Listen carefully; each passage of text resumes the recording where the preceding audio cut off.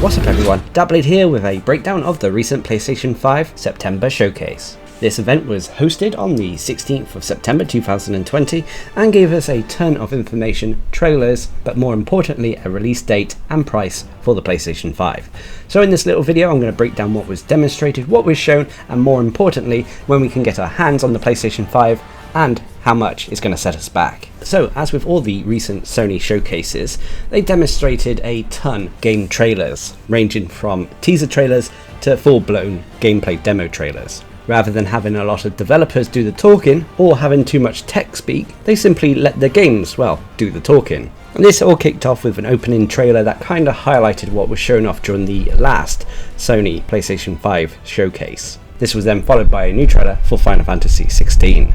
Final Fantasy 16 is a completely new story. Although I found the trailer a little confusing, there was a lot of information to take in, but it looks interesting. However, it was noted that it was captured on PC, simulating PlayStation 5. But at the end of the trailer, it said it was a console exclusive for PlayStation 5, so whether this means it's also going to be available on PC, we'll have to wait and see. But regardless, looks interesting, and I'm sure Final Fantasy fans will be excited. Next up, they then went on to show off a gameplay demo for SpiderMan Miles Morales. This gave us a little bit more of the story of the game and of course how combat is going to work. It will be very familiar to anyone who's played Spider-Man 2019, but obviously enhanced thanks to Miles' abilities, and of course the graphical prowess will be slightly better as well. There's still no exact release date, it's just scheduled for holiday 2020. The next game that was demonstrated is a brand new game, which my partner Mischief got exceedingly excited for, which is Hogwarts Legacy. This is a game that was teased a couple of years ago now. A few screenshots and leaked video images were released that showed off a Harry Potter RPG. In the PlayStation 5 showcase, we got the full reveal trailer, giving us a prequel Harry Potter experience set in the 1800s. This open world action RPG should please any Harry Potter fan out there. But unfortunately though, we're going to have to wait to 2021 for the release of it. And even then, it's a ballpark release year. Next up, the showcase demonstrated Call of Duty Black Ops Cold War. During this, they gave us a short gameplay demo of a mission players will have to take part in. It was quite a short demo, it didn't go on for too long, it just demonstrated the over-the-top action we can expect in the game. Personally, one of the aspects I've liked about the Black Ops series is the subtle twists that the game has, so I hope that it's not all action and we do have some subtlety, but we'll have to wait and see. They also gave us a bit more information, including an alpha that is available this Friday for PlayStation 4 players. I believe you also don't even need PlayStation Plus in order to access this multiplayer alpha. The next game that was demonstrated was Resident Evil 8, or Resident Evil 8 Village, depending on what you want to call it.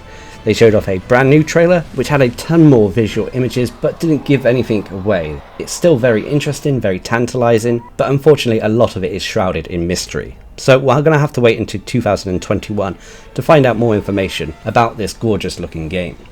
The next game on show was Deathloop. Again, another trailer was shown off about this quirky first person game where you're an assassin and you have to replay loops over and over again as you try to assassinate targets while not being assassinated yourself. This trailer demonstrated how you can influence the world and get your targets in the same location as one another, rather than having to take on one target on one side of the map and then get to the other side of the map to take out the other target. It's an interesting concept, but I don't know if I'll be grabbing it straight away at launch. And speaking of a release date, it's planned to be released on the second quarter of 2021, and it's going to be a PlayStation 5 console exclusive. Again, it says console exclusive, so there is a chance it will be on PC as well.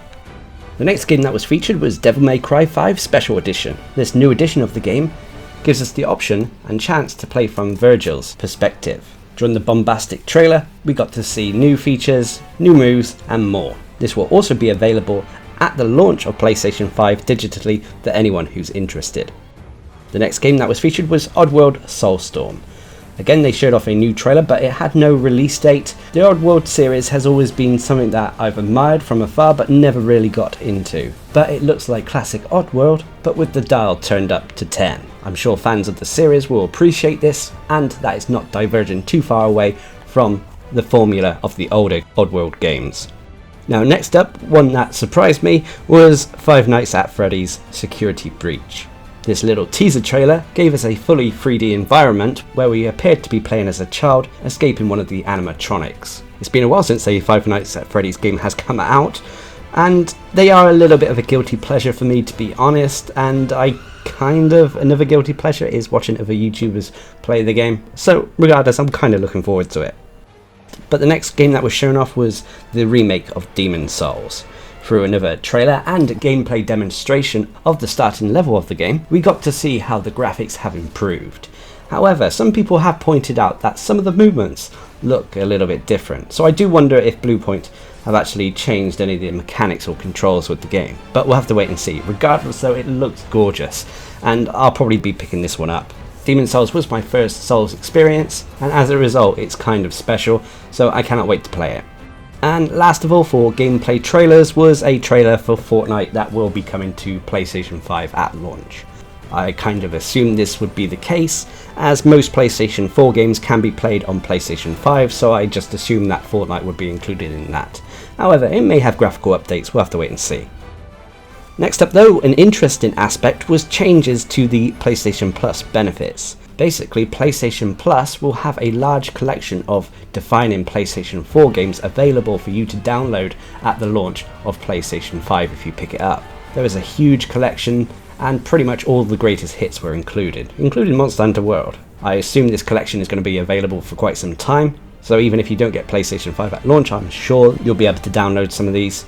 Unfortunately for me personally, I actually do own most of these games already, so it's kind of a little bit wasted on me, unfortunately, but regardless, there should be something there for everyone. But then the big moment came, which was the release date reveal and price tag reveal of the PlayStation 5. Now this is divided into different sections, of course there are different currencies in that. For example, the PlayStation 5's price point depends on what version of the PlayStation you're going to get. The PlayStation 5 Digital Edition, which is made primarily for digital games so it doesn't have the disc drive, will set you back $400, 400 euros, 360 Great British pounds, or about 40,000 yen. On the flip side, if you're getting the PlayStation 5 that does have the disc drive, this is going to be slightly more expensive. It's going to set you back $500, 500 euros, 450 Great British pounds, or 50,000 yen. The prices you can see on screen here. It's not a one-to-one ratio. For example, $500 in Great British pounds does not translate to 450 pounds, but every economy is different. But they then gave us release dates for the PlayStation 5. Now the PlayStation will be releasing on 2 different days depending where you live in the world. If you live in the US, Japan, Canada, Mexico, Australia, New Zealand or South Korea, then the PlayStation 5 will be releasing on November the 12th, 2020. However, for the rest of the world, it will be releasing on November the 19th, 2020. So if you're like me, there's going to be a slight delay in actually getting the system. But unless there's a game you really want to grab at launch, it's not going to be a huge issue, especially as most games that are releasing around this time of year normally have free upgrades if you were to buy those said games on the PlayStation 4. But finally they closed the show, Sony revealed God of War Ragnarok, a direct sequel to God of War. There was no gameplay shown, it was just a little bit of voice acting from Kratos over text and snow. But there we have it, that was the PlayStation 5 September showcase. Overall, it's great that we've finally got some information in regards to the price tag and release date of the system. However, I wish they kind of released this information a little bit earlier in order for people to save up for the system. Some people may argue that you knew it was coming, you should have been saving up anyway, but it would have been good to know what we were aiming for. For me personally, I would like to pick it up at launch. For the release date of November the 19th, it means that it coincides with the launch of Cyberpunk 2077. So for me, if all goes to plan, that's what I'm aiming for. Also, this kind of solidifies that I'm probably going to get the PlayStation 5 over the Xbox Series X, but there are pros and cons to both systems out there. But what are your thoughts? Leave a comment down below, and until next time, I've been Darcblade, bringing you a breakdown of the PlayStation 5 September showcase. Hope you enjoyed the video, thanks for watching, subscribe and like for more.